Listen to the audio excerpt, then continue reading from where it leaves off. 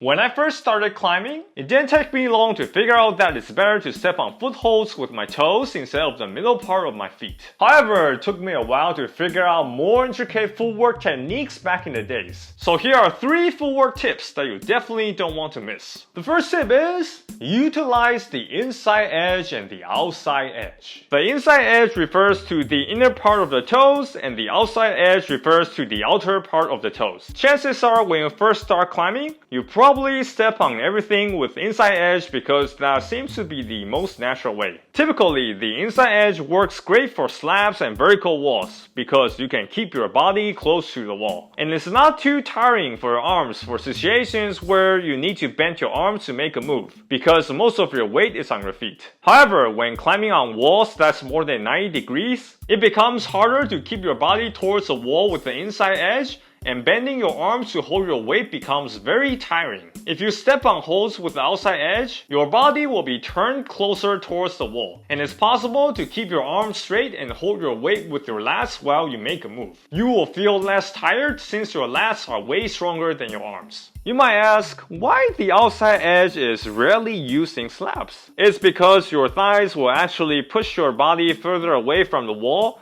and thus make it harder to put your weight on your feet.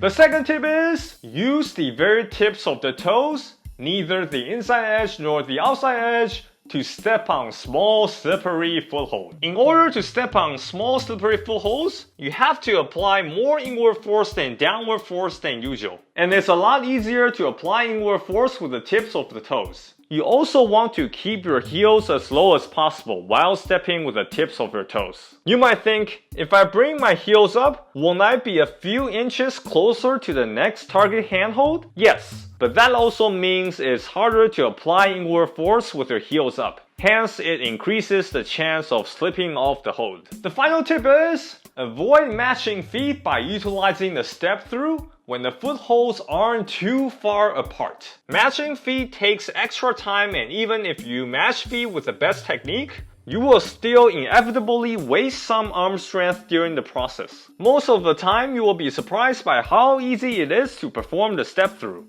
In cases where matching feet is required, you can pivot the toes of one foot and make room for the toes of your other foot to step in. In cases where the foothold is small and there's no room for the toes of both feet, you will have to place your toes of the other foot on top of the current toes and then quickly slide your current toes off for your toes of the other foot to land on the foothold. Thanks for watching. Hope you learned something from the video. And as always, make sure to like and subscribe. See you in the next video.